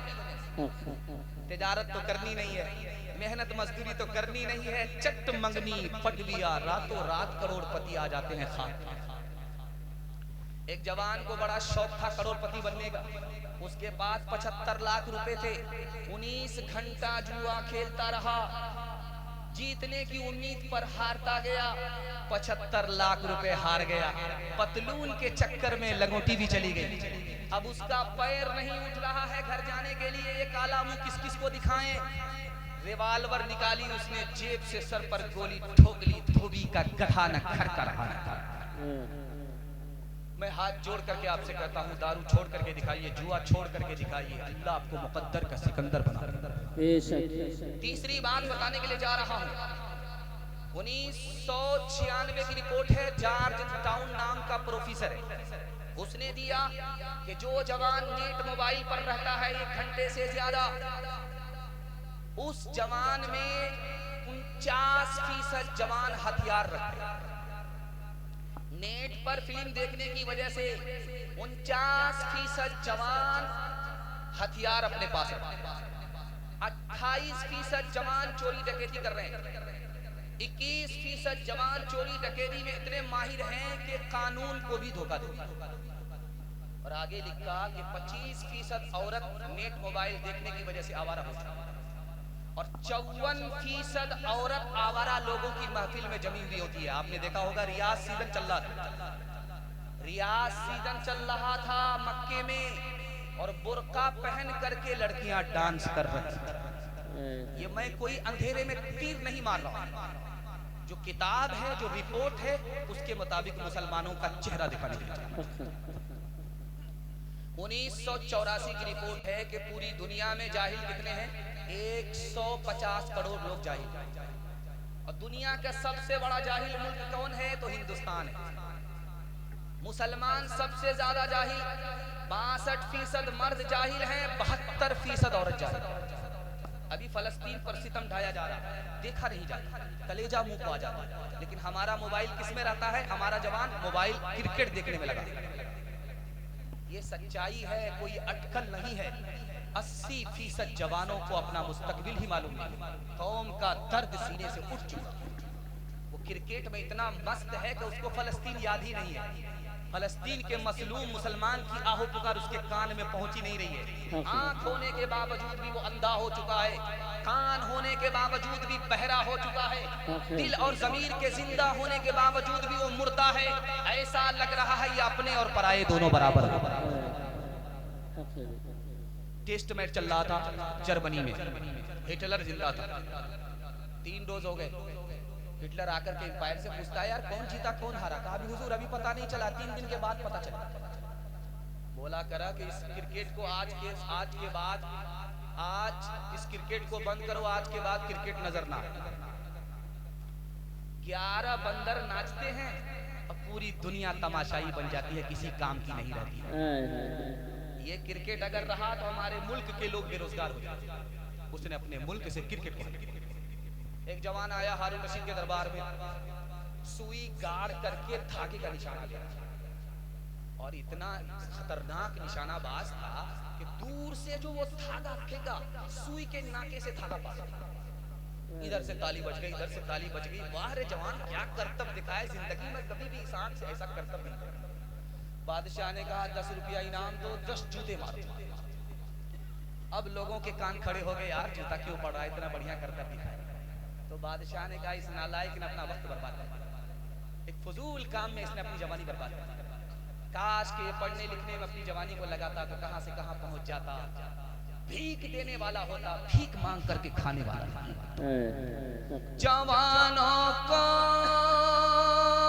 जरा परवाह नहीं बे एतदाली की, बुढ़ापे में नतीजे से के ये नादान देखेंगे।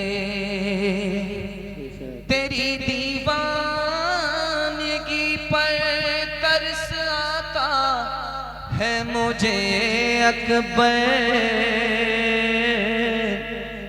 कोई दिन वो भी होगा हम तुझे इंसान देखेंगे। नफ्स के ताबे हुए ईमान रुखसत हो गया, वो ज़नाने में घुसे मेहमान रुखसत हो गया। मैं उन्होंने भी अब उनके पास क्यों कर दिल लगे, मैं उन्होंने भी अब उनके पास क्यों कर दिल लगे, मैं उन्होंने भी अब उनके पास क्यों कर दिल लगे, मैं उन्होंने भी अब उनके पास क्यों कर दिल लगे, मैं उन्होंने भी अब उनके पास क्यों कर दिल लगे। जानवर एक रह गया, इंसान रुखसत हो गया, जानवर एक रह गया, इंसान रुखसत हो गया। जवानों के हवाले से पैगाम मुकम्मल हो गया। हमारे जवान हाथ उठा करके वादा कीजिए इंशाअल्लाह, न पिएंगे न किसी को पिलाएंगे। हाथ उठाइए इंशाअल्लाह। कभी बाया दाया हो जाएगा कोई फर्क नहीं पड़ेगा, हाथ उठाइए इंशाअल्लाह। एक जवान हमारी तरफ से हाथ उठा रहा, वो रात के उजाले में पता अपने गुनाह को छुपा रहा, हाथ उठा करके वो फंस गया। अल्लाह जज़ाए खैर। खैर घबराना नहीं है, 7 खून आपका माफ। मैं भी आपकी जगह बैठता, इतनी जल्दी सवाल होता मैं भी फंसा। घबराना, अल्लाह आपको जज़ाए खैर दे, जुआ से, शराब से, और आपको अपने वक्त को बर्बाद करने से अल्लाह बचाए। औरतों के हवाले से बड़ी तादाद में औरतें बैठी है, सुनने के लिए तैयार है, हाथ उठा दीजिए इंशाअल्लाह। औरत को सर पर बिठाएंगे, हाथ उठाइए इंशाअल्लाह। खैर, हुकूमत बचाने के लिए कोई भी हाथ नहीं उठा रहा, जो कुंवारा है वो भी हाथ नहीं उठाया। अल्लाह जज़ाए खैर। बीवी अपने शौहर के पास आकर के प्राइवेट में पूछती है कि राज बताइए, किसी से मत कहिएगा। बोला कि यार सूरज आज किधर से तुलू हो रहा है। औरत कहती है कि जब मेहमान घर में रहते हैं मीठी मीठी बात करते हैं, जब मेहमान चला जाता है तो हम लाठी से गाली से बात करते हैं। या आसमान जमीन का फर्क क्यों? तो शौहर बोला यार जैसी तू है वैसा मैं। जब तू घर से बाहर जाती है नया नया कपड़ा पहन करके जाती है, सुरमा लगा करके, वजू करके, गुस्ल करके जाती है। जब घर में रहती है तो टीचर फटीचर जैसी तू है वैसा। शौहर आ रहा था पंजाब से, बीवी से कहा कि मुबारक हो, तुम्हारे लिए बंदर कितना अच्छा मिल रहा था, लेकिन पैसा ज्यादा नहीं था इसलिए छोड़ दिया। इसमें परेशान होने की क्या बात है? सबसे बड़े बंदर तो मेरे लिए आप ही। नया कपड़ा पहन करके, सुरमा लगा करके, गुस्ल करके जुमा पढ़ने के लिए जा रहे हैं। बीवी ने पूछा कि कहाँ जा रहे हैं? कहा कि जुमा। कहा कि जुमा पढ़ने के लिए दूल्हा बन करके जा रहे हो? बूढ़ी घोड़ी लाल लगा।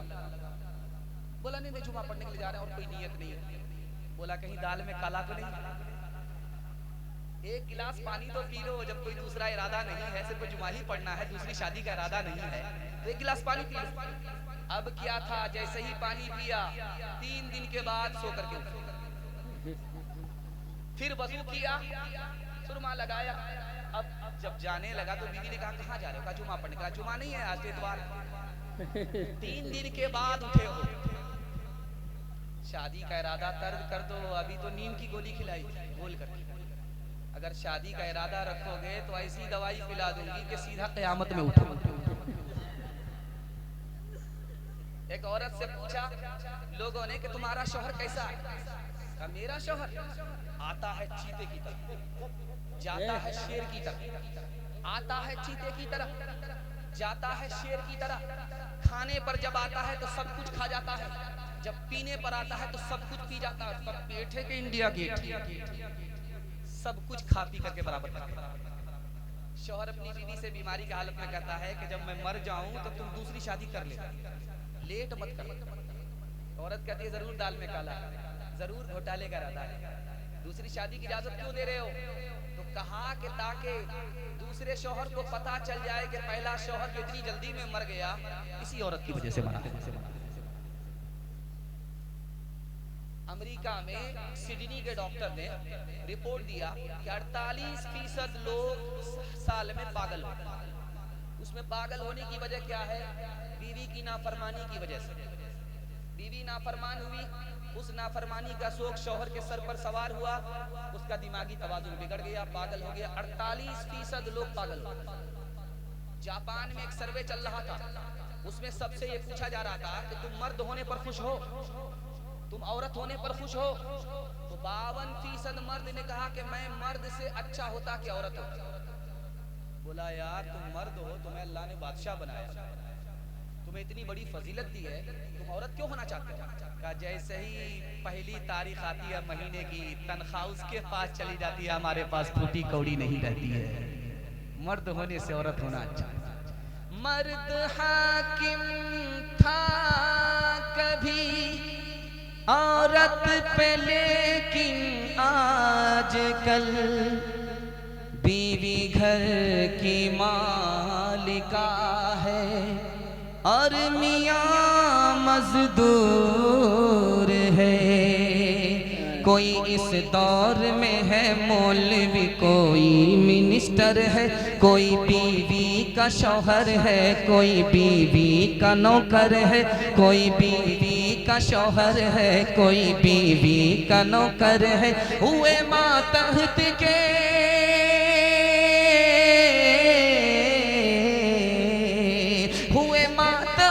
के मातहत ऐसा दौर ये आया, मियाँ है दफ्तरी दफ्तर में और बीवी मनीजर है।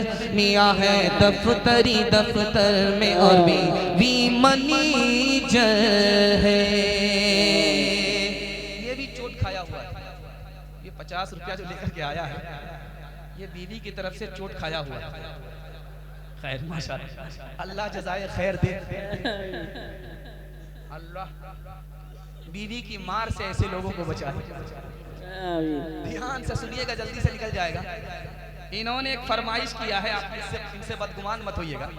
इन्होंने गैर मुस्लिम भाइयों के हवाले से बयान के लिए फरमाइश किया है। आखिर में गैर मुस्लिमों के हवाले से पैगाम आएगा, या इसको ख़त्म ही कर देते हैं जल्दी से, टाइम बिल्कुल कम है।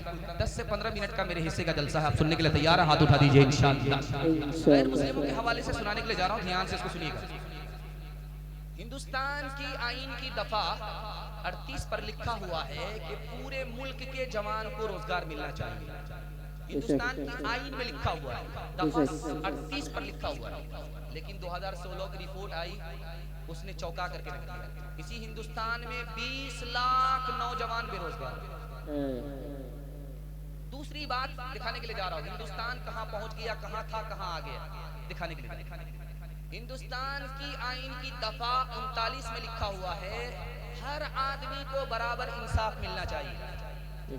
लेकिन 2018 की रिपोर्ट है कि डिस्ट्रिक्ट कोर्ट में हिंदुस्तानियों का जो मुकदमा पेंडिंग में है, उसकी तादाद 2 करोड़ 81 लाख। तीसरा नमूना दिखाने के लिए जा रहा हूं कि हमारे पैर के नीचे से जमीन किस तरह तेजी के साथ निकल रही है। महात्मा गांधी जी ने कहा कि जब तक इस मुल्क में शराब बंदी नहीं होगी, ये मुल्क तरक्की नहीं करेगा। महात्मा गांधी दुनिया को छोड़ करके चले गए, फ्रीडम फाइटर थे, उनको हर साल उनकी शहादत का दिन मनाया जाता है। लेकिन उत्तर प्रदेश में शराब पर पाबंदी नहीं हो सकती। चौथा नमूना आपके सामने खिदमत में आपके लेकर के आ रहा हूं। 1906 ईस्वी में अंग्रेज ने 2 जमात बनाई, कौम के नाम पर हिंदू को मुसलमान से लड़ाया, मुसलमान को हिंदू से लड़ाया। जानते हैं, एक पार्टी का नाम दिया मुस्लिम लीग, एक पार्टी का नाम दिया हिंदू महासभा। ये मुसलमानों ने नहीं बनाया था, यहाँ के गैर मुस्लिमों ने नहीं बनाया था। गैर मुस्लिम मुसलमान दोनों फ्रीडम फाइटर थे इस मुल्क की आज़ादी के लिए। लेकिन अंग्रेज ने हिंदू को मुसलमान से लड़ाने के लिए कौम के नाम पर 2 पार्टी बनाई। मुसलमान के लिए एक पार्टी बना दी, उसका नाम रख दिया मुस्लिम लीग, और गैर मुस्लिमों के लिए एक पार्टी बनाई, उसका नाम रखा हिंदू महासभा। कौम के नाम पर हिंदू से मुसलमान लड़ गया, मुसलमान से हिंदू। 1903 ईस्वी में अंग्रेज ने बंगाल को तकसीम किया। तादाद के नाम पर मुसलमान को हिंदू से लड़ाया, हिंदू को मुसलमान से लड़ाया। हिंदुओं से कहा तुम्हारी तादाद यहाँ ज्यादा होगी, मुसलमानों से कहा तुम्हारी तादाद यहाँ होगी। तादाद के नाम पर दोनों लड़ गए, दोनों अपने को भाई समझते थे, दोनों एक दूसरे के लिए कसाई बन गए। तीसरा तरकश, अंग्रेज ने अपने तरकश से तीर निकाला। 1900 ईस्वी में उसने कहा हिंदी में दरखास्त लिखी जाएगी तो कबूल होगी, उर्दू में कबूल नहीं होगी। जबकि हिंदी भी इसी मुल्क की जबान है, उर्दू भी इसी मुल्क की जबान है। दोनों 1900 ईस्वी से पहले हिंदुस्तान की जबान थी, हिंदू मुसलमान दोनों की जबान थी। उसने जबान के नाम पर हिंदू को मुसलमान से लड़ाया, मुसलमान को हिंदू से। लेकिन हमें यह पैगाम पूरी समझदारी के साथ कबूल करनी है कि हम लोग जबान के दुश्मन नहीं है, जबान अल्लाह ने पैदा की है। और हिंदुस्तान से जिस तरह हमें मोहब्बत है, उसी तरह हिंदुस्तान की जबान से मोहब्बत है। जिस तरह उर्दू से मोहब्बत है, उसी तरह हिंदी से मोहब्बत है। हाथ उठाइए इंशाअल्लाह। दिल मिले या न मिले, हाथ मिलाएंगे, हाथ उठाइए इंशाअल्लाह। है माशाअल्लाह, आपने साबित कर दिया। दिखाने के लिए जा रहा हूँ, मिठास दिखाने के लिए जा रहा हूँ, हिंदी और उर्दू। किसी को अगर हिचकी आती है तो क्या कहते हैं, यार तुमको कोई याद कर रहा है। इसने खुदा को बुला दिया, रसूल को भी बुला दिया, इस नालायक को कौन याद करेगा। सच्चाई यह है कि दाना सही से खाया नहीं गया, पानी सही से पिया नहीं गया, इसलिए हिचकी आई। किसी मशहूर बात को शायर ने शेर में नकल कर दिया, उसी पर आदमी ने तकिया कर दिया। वक्त पर बात करता रहता हूँ, रोज फरियाद करता रहता हूँ। हिचकियाँ तुझको आ रही होंगी, मैं तुम्हें याद करता रहता हूँ, मैं तुम्हें याद करता रहता हूँ। छप्पर पर अगर कौवा आ जाए तो औरतें कहती हैं यार दामाद आने वाला, मुर्गा में चूना लगा। लेकिन सच्चाई यह है कि बाजार में 100 कौवे बोलते हैं, कितने दामाद आते हैं। हिंदी शायर ने इस मशहूर बात को हिंदी शायरी में नकल कर दिया, लोगों ने इस पर भरोसा कर दिया। हकीकत से इसका कोई ताल्लुक नहीं है। कागा आए मुडेर पर भेजे कौन संदेश, कागा आए मुडेर पर भेजे कौन संदेश, भैया के संग इस बरस, भैया के संग इस बरस, भाभी गई विदेश, भाभी गई विदेश। आखिरी दोहा सुना करके हिंदी और उर्दू के हवाले से पैगाम को मुकम्मल करने के लिए जा रहा हूँ। अमीर खुसरू मुसलमान है, मरहूम, दुआ कीजिए अल्लाह उनके दर्जात को बुलंद फरमाए। हिंदी जबान के शायर, इससे बड़ी वफादारी मुसलमान की इस मुल्क के लिए क्या हो सकती है। मुसलमान हो करके हिंदी जबान के शायर हैं अमीर खुसरू। जा रहे थे, प्यास लगती, देखा कुएं से 2-4 लड़की पानी भर रही। बोला बेटी प्यास लगी, जल्दी से पानी पिला दो। आपको फ्री में पानी नहीं पिलाएंगे, अब शायर आदमी, आप फ्री में पानी पी करके चले जाएंगे, आप पहले शेर पढ़िए तब पानी मिलेगा। तो कहा फरमाइश बताओ, कहा मुझको खीर खाना पसंद है, खीर पर मिस रखें। दूसरी लड़की ने कहा मेरी माँ चरखा चलाती है, कपड़ा बुनती है, चरखा पर मिस रखें। तीसरी लड़की बोली कि मेरे घर में कुत्ता है, रात भर जागता है, घर की हिफाजत करता है, कुत्ते पर मिस रखें। चौथी लड़की बोली कि मेरा बाप दारू पी करके मुहर्रम में ऐसा ढोल बजाता है कि दोनों तरफ से उसी साल फट जाता है, ढोल पर मिस रखें। 4 लड़की की फरमाइश को अमीर खुसरू ने 2 मिसरे में पेश किया। खीर पकाई जतन से, चरखा दिया जलाए, खीर पकाई जतन से, चरखा दिया जलाए, आया कुत्ता खा गया, आया कुत्ता खा गया, बैठ के ढोल बजा, ला पानी पिला। हिंदी उर्दू है अलग, मैं कैसे लूं मान, एक भारत की आत्मा, एक भारत की आत्मा, एक है देश की शान, एक है देश की शान। 2 अंग एक जान है, दोनों की एक जान, दोनों मिलकर चल पड़े, दोनों मिलकर चल पड़े, हर मुश्किल आसान, हर मुश्किल आसान। धर्म मेरा इस्लाम है, भारत जन्म स्थान, वज़ू करूं अजमेर में, काशी में अशनान, काशी में अशनान।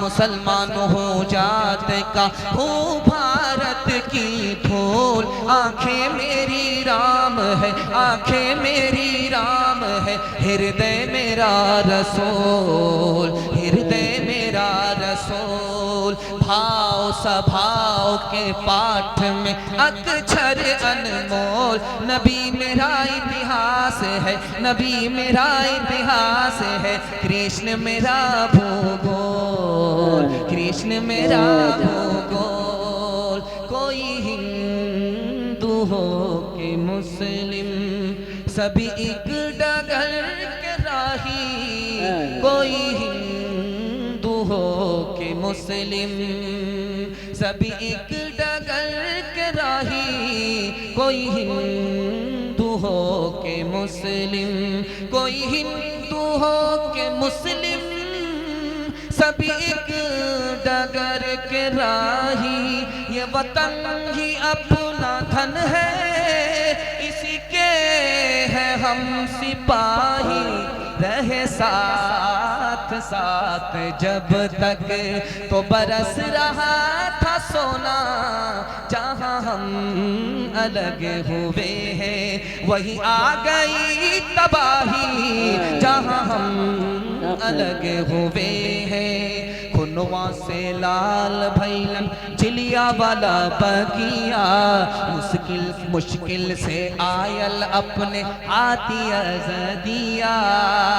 खुनवा के धार से, खुनवा के धार से रंगल हिंदुस्तान हो आज़ादी नहीं जाए देवे। हिंदू मुसलमान और सिख ईसाई कंधे से कंधा आपन लहने मिलाई।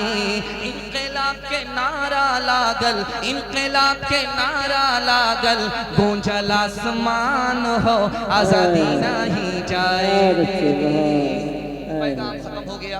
औरतों के हवाले से पैगाम आपकी खिदमत में आ रहा, सुनने के लिए तैयार है? हाथ उठा दीजिए इंशाअल्लाह। इसको बहुत ध्यान से सुनिएगा, जल्दी से निकल जाएगा। बेटी आई फातिमा रसूलुल्लाह के पास, या रसूलुल्लाह अली से मेरा निकाह कर दिया, अली की आंख तो बहुत कमजोर है।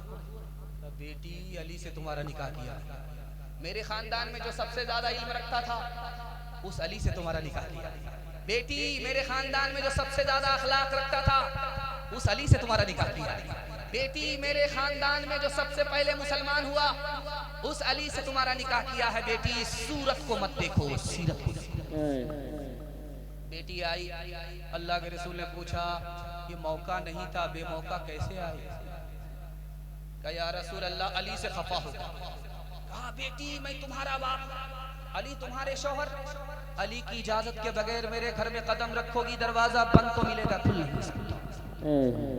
बेटी जब शौहर नाराज हो जाए माफी मांग लेना, और शौहर अगर तुम्हें माफ ना करे, तुमने माफी नहीं मांगी, तुम्हारा जनाजा उठ गया, बेटी मैं जिंदा रहा, मैं तुम्हारी नमाजे जनाजा पढ़ूंगा भी नहीं पढ़ाऊंगा।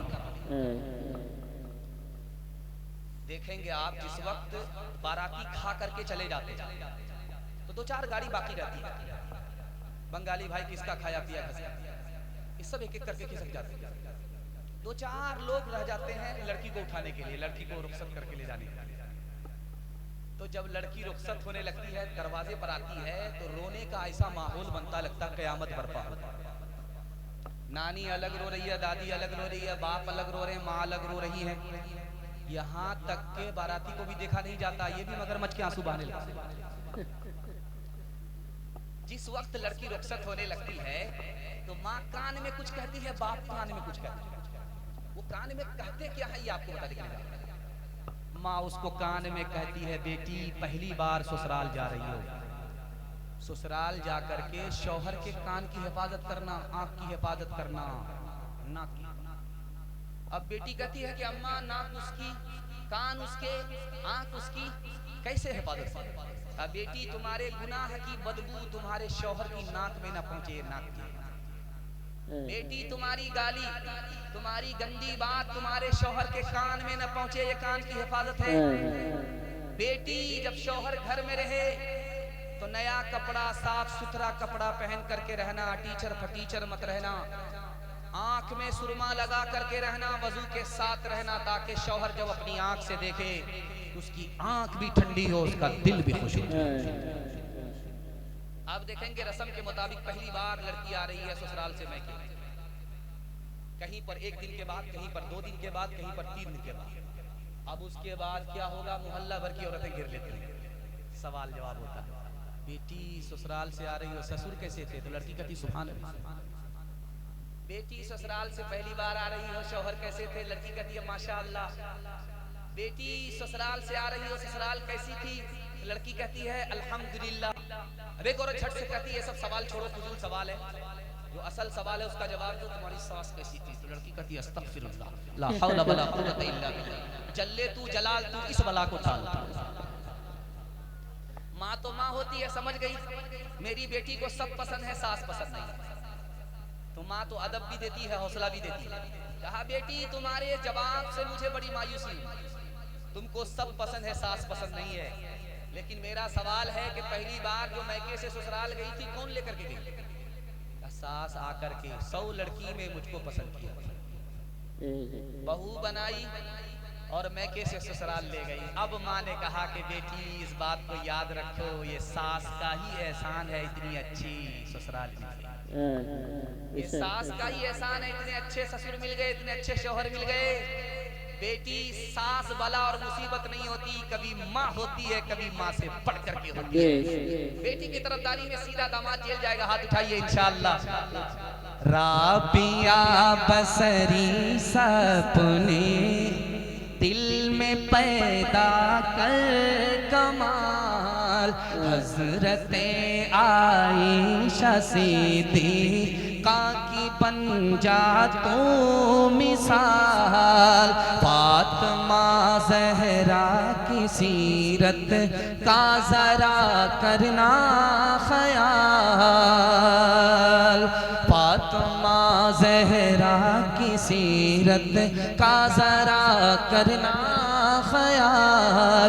ज़िंदगी में गम भी आए तो न होना तू निढाल, अपने शौहर की एतात तुझ पे लाजिम है सदा। हुक्म मौला हुक्म मौला हुक्म मौला है यही है और कौले मुस्तफा। एक सुहागन बन के मैके से चली है आज तो, अपने शौहर को समझना अपने सर का ताज तो। नाना दादा वालिदो माँ की भी रखना लाज तो, उम्र भर ससुराल में करना खुशी से काज तो।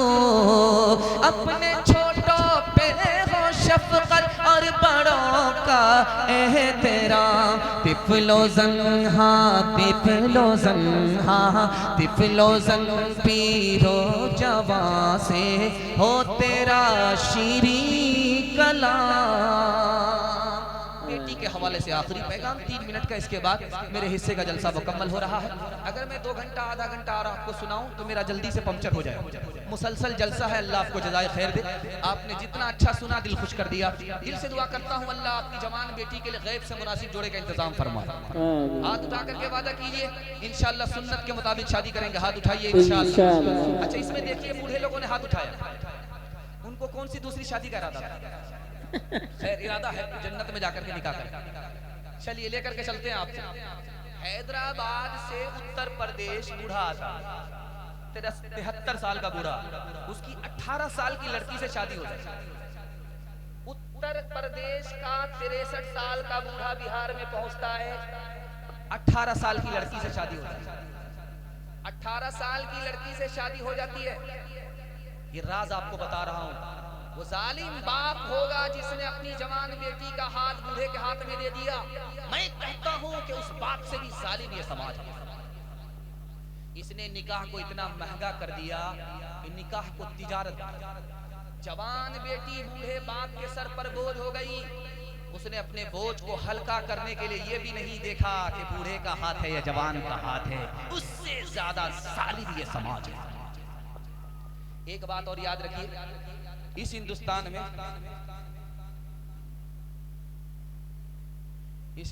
अच्छा ठीक है, पर्ची समझ में आए ना, पैसा तो आ रहा।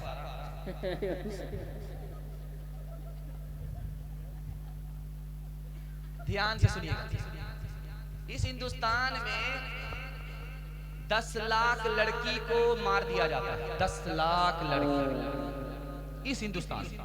कैसे मारा जाता है? मारने वाले माँ बाप होते हैं, माँ बाप के अलावा कोई और नहीं। कैसे मारते हैं आपको सुना रहा हूं। पेट में माँ के बेटी है, अल्ट्रासाउंड मशीन ने बता दिया। अब इंजेक्शन लगा करके गोली खा करके उस बच्ची को गिरा दिया गया। उन बच्चियों की तादाद हिंदुस्तान में 1 साल में 10 लाख हो। इससे भी बड़ी बात आपको बताने के लिए जा रहा हूं, जमीयत की रिपोर्ट है। 3 लाख मुसलमान लड़की भाग गई, घर से भाग गई। ईमान अलग गया, आबरू अलग गई। जानते हैं 3 वजह से। पहली वजह यह है स्क्रीन टच मोबाइल बाप ने हाथ में दिया। सुने घर में बकरी सवा, लड़की से बेखबर हो गया। लड़की किससे बात कर रही है, कहाँ जा रही है, कहाँ से आ रही है, माँ बाप को कोई मतलब नहीं, बेटी भाग गई है। ईमान अलग गया, आबरू अलग गई, जिम्मेदार माँ बाप। बेटी को पढ़ाने का नशा सर पर चढ़ गया। जा करके ये भी नहीं देखा कि ये स्कूल लड़की का है या लड़के का है। लड़के के स्कूल में जाकर के लड़की को दाखिल कर दिया। आवारा लड़के के चक्कर में लड़की भाग गई। ईमान अलग गया, आबरू अलग गई, जिम्मेदारी माँ बाप। अब दिखाने के लिए जा रहा हूं लड़की भाग क्यों रही है। मुसलमानों ने निकाह को तिजारत बना दिया। जाहिल से जाहिल अंगूठा टेक बगैर 10 लाख लिए हुए गाड़ी लिए हुए निकाह नहीं करता। गरीब की बच्चों के लिए दरवाजा बंद हो गया। उसने भाग करके अपनी दुनिया बना ली। ईमान अलग गया, आबरू अलग गया। माँ बाप से जिम्मेदार ज्यादा गुनहगार ये समाज। कल बारात जाएगी, लड़का रात में लड़की को फोन करता, तुम्हारे बाप की औकात है 10 लाख रुपए की कार देने की? तो लड़की तुर्की बतुर्की जवाब देती है, जो हाल ऐन का वही हाल गैन का, नुक्ते का फर्क। उसने कहा कि मेरे बाप को तो हवाई जहाज देने की औकात है, तुम पहले ये बताओ कि तुम्हारे बाप को एयरपोर्ट बनाने की औकात है? हलवाई की दुकान नाना जी का। ओ दुनिया वालों छोड़ दो आदत जहेज की, अच्छी नहीं ये रीत रिवायत जहेज की। ओ दुनिया वालों छोड़ दो आदत जहेज की, अच्छी नहीं ये रीत रिवायत जहेज की। सबसे बड़ा जहेज है ऐ दोस्तो दुल्हन, फिर इसके बाद कुछ नहीं कीमत जहेज की। माँ के हवाले से आखिरी पैगाम, क्योंकि पर्ची आ गई, पर्ची में समझ में नहीं आया था, उनका पैसा समझ में आ गया। वो सोचेंगे कि बड़ा खुदगर्ज मौलवी है, मतलब के लिए दोस्त बनता है, मतलब निकलने के बाद नहीं पहचानता है। आखिरी पैगाम माँ बाप के हवाले से सुनने के लिए तैयार है? हाथ उठाइए इंशाअल्लाह। बहन से ज्यादा साली पर मेहरबान होंगे, हाथ उठाइए इंशाअल्लाह। ये वोटर लिस्ट में नाम नहीं।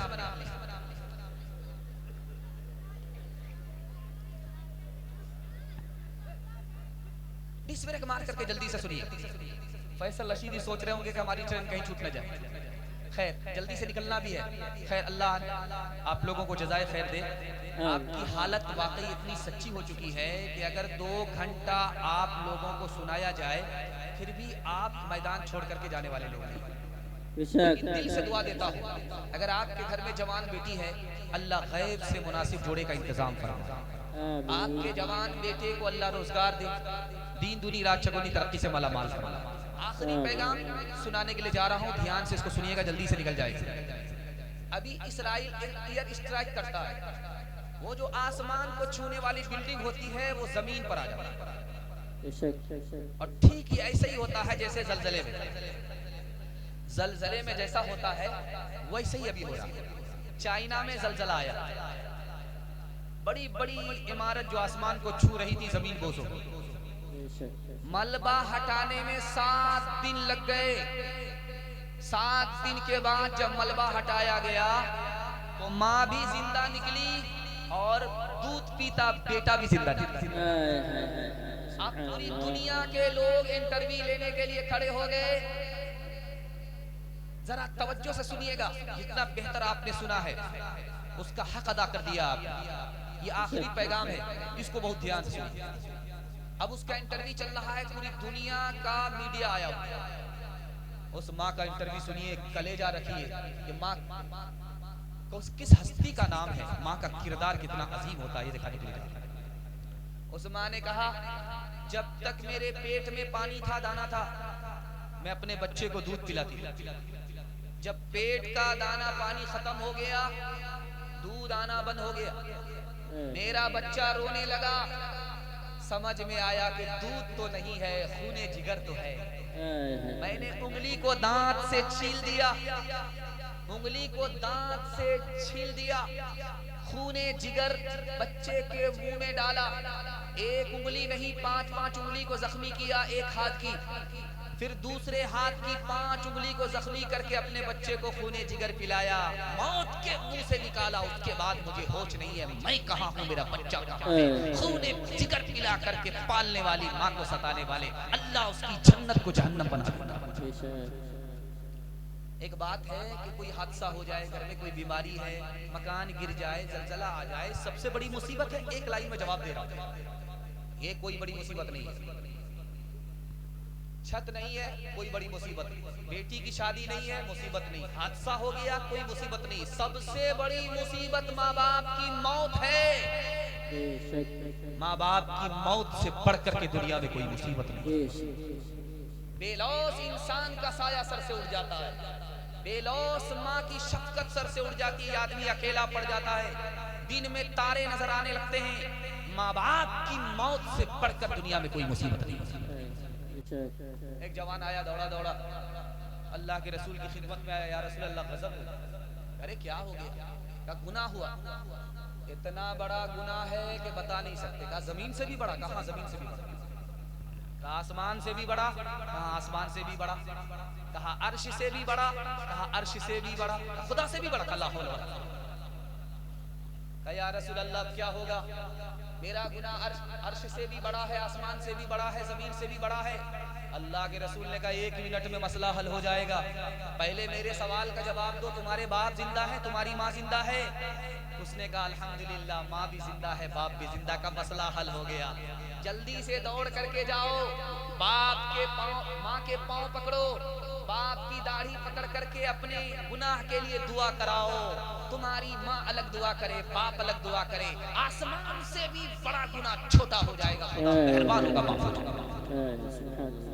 छापे में एक जवान पकड़ा गया, उससे पूछा गया क्या कमाते हो? कहा 1 रुपया, एक दिन में 1 रुपया। का खर्च कैसे करते हो? का 4 आना अपने ऊपर, 4 आना कर्ज में, 4 आना कर्ज चुकाने में, 4 आना दरिया में। कहा पुलिस वाले का माथा चकरा दिया, इनकम टैक्स ऑफिसर का सर चकरा। बोला भाई साहब हम तुमसे इनकम टैक्स नहीं लेंगे, तुम बता दो कि कैसे खर्च करते हो। का 4 आना अपने ऊपर खर्च कर रहा हूँ, ये तो समझ में आ गया। कहा इसको समझाने की जरूरत नहीं। का नहीं।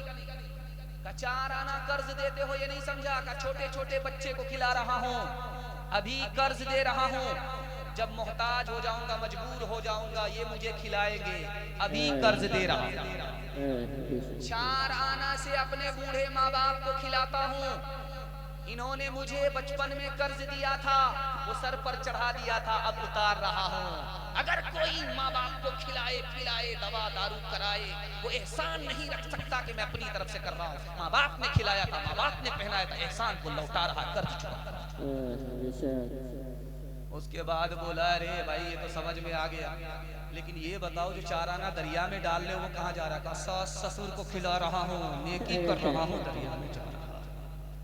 माँ से बढ़कर कोई नाम क्या होगा, उस नाम का हक हमसे अदा क्या होगा। जिसके कदमों के नीचे जन्नत है, उसके सर का मकाम क्या होगा। हर चीज तो मिल जाएगी बाजार में, लेकिन बाजार में लेकिन माँ बाप से बढ़कर कोई दौलत न मिलेगी। आंचल जो उठा कर के दुआ माँ तेरी कर दे, माँ तेरी कर दे। दुनिया हो या उक़बा कहीं जिल्लत न मिलेगी। जलसा खत्म हो गया। एक पर्ची में फरमाइश है, उन्होंने यूट्यूब पे सुना है, उस मिसरे को पढ़ने से पहले इसके मिसदाक को सामने रखता हूँ और 1 मिनट का मेरे हिस्से का पैगाम मुकम्मल हो रहा। सुनने के लिए तैयार है? हाथ उठा दीजिए इंशाअल्लाह। ध्यान से सुनिएगा, 15 मिनट के चक्कर में तो आधा घंटा चला जाएगा। ध्यान से सुनिएगा। मदीना कहाँ है? मक्का से 450 किलोमीटर दूर है।